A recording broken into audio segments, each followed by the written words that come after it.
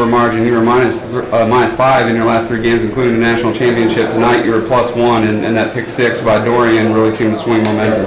Well, and that's, again, that's what I've told our team. In fact, my exact words were the turnover gods have got to turn in our way. I mean, and if we could just find a way to win a turnover margin, we're going to dominate an opponent.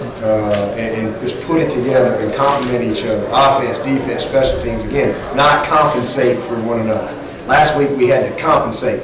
A couple of turnovers in the red zone, short fields, we were able to compensate. And good teams got to be able to do that. But we really want to play complementary football, and we were able to do that tonight. And so to be +1 in the margin and in the score on defense, hopefully that's a turn in the right direction for us and a good sign in the future. What did you learn about Kelly in his first rookie season playing in this environment? I mean, he was awesome. He had a couple of shaky moments early. He was a little high on a couple of throws. We missed a couple of layups. To be honest with you, he just settled in, and I mean the throw to Ray, the throw to Dion that got called back.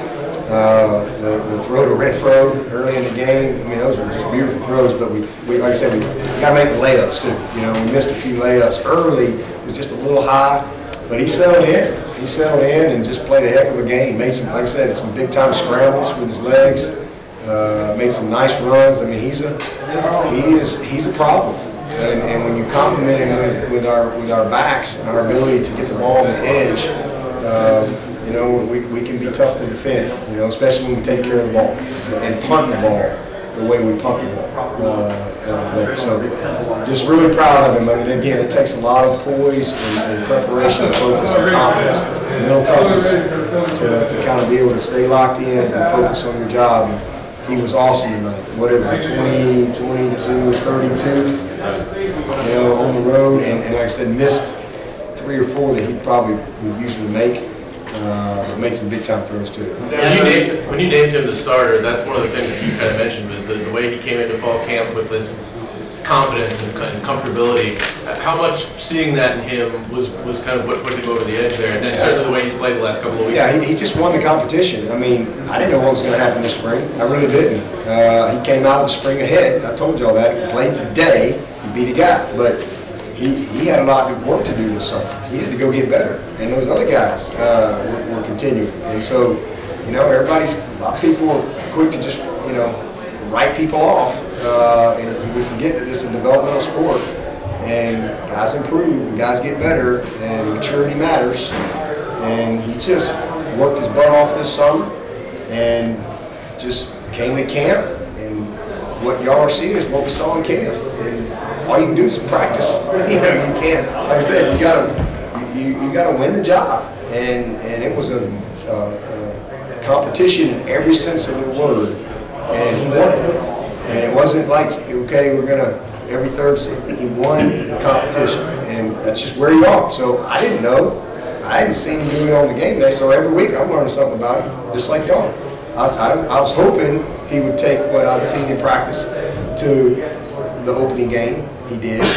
And then I was hoping he would respond against Auburn with some adversity and things like that, which we knew was going to come, like I've seen him respond against our defense. I didn't know. Hope he would. And I was hoping he would, man up on the road and lead these guys like a dang competitor and a confident dude, and he did. So, I mean, I'm just really proud of him. It's awesome to see him having the success that he's having because he's put the work in. He's put the work in. Nobody's giving him anything. He's put his time in. He's learned. He's paid attention, and he has complete ownership of what we're doing. And now his confidence is just because he's got the experience to go with it. So I'm just really proud of him. But we got, again, a long way to go. There'll be a lot of things he can improve on, but we got it done with 3-0. It's where we want to be. Did Feaster earn himself a chance to start here in the future? Did he earn that tonight? Yeah, I mean, like I've told you, we felt like that we had 3 guys that could start, and every week it's going to be a weekly decision, and based on practice still matters, guys. It matters what we do in practice, Monday, Tuesday, Wednesday, Thursday, especially when you have really tight competition. But all those guys are going to play. All those guys are going to have opportunity. You saw what could happen when you got fresh legs in a game. and we wore them down. I mean, you got hungry guys that are competing, and they all want to be the guy. You better make your chances count. And so, I love the kind of the desperation that I saw him running with tonight. And I thought Feaster, like I said, I thought 27 had a great start to the game, but Feaster really kind of sparked it. And so, watch the tape. He got a sack one time. You got to be an every down player. You give up a big sack. So we'll watch the tape. We'll watch practice this week. If Tony wants to run out there, I'm going to be good with it. Because I trust Coach Elliott and how he manages those guys. Now, this game, what happened out there? You guys have been reloading on offense in a similar way that you reloaded on defense. Well, I mean, we got all of our linemen back.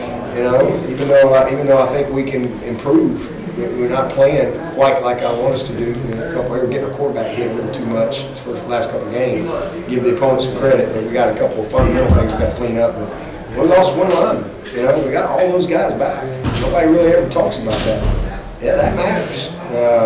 Trust me. And we got good depth in the offensive line. Got good skill. It just people are quick to, again, everybody focuses on who's not here. And I've never focused on who's not here. I've always focused on who's here and who's coming. And that's, if you're going to be successful in college football, that better be where your focus is. You can't live in the rearview mirror. Last question. Dabo, how much? Both Hunter Renfro and Gregory McLeod went back to return punts. Can you talk about the decision to go back and forth? Yeah, well, when we go safe, when we have our safe punt team in there, we can't have 2 34s in the game. So Renfro's our safe punt guy. And when we go our punt return team, Kendall's not in the game, so Gregory's in there. So it's really nothing more than that. One more. Dabo, how much does the experience that you guys have had handling success help with the veterans, just teaching the younger guys how to do it? Well, I mean, again, it's just the mentality and it's the culture that we have. Guys, we celebrate, we have fun, we enjoy it. What's next? And that's just, if you're going to be consistent. I think this is our 11th road win in a row. It's a record since 1939. 39-40. I mean, that's a long time. It's hard to win on the road, and we've won 11 in a row. And not all these guys. There's a lot of those guys that have been a part of that, but a lot of them haven't. This team has won 1 in a row, and that's just really how we look at it. We don't.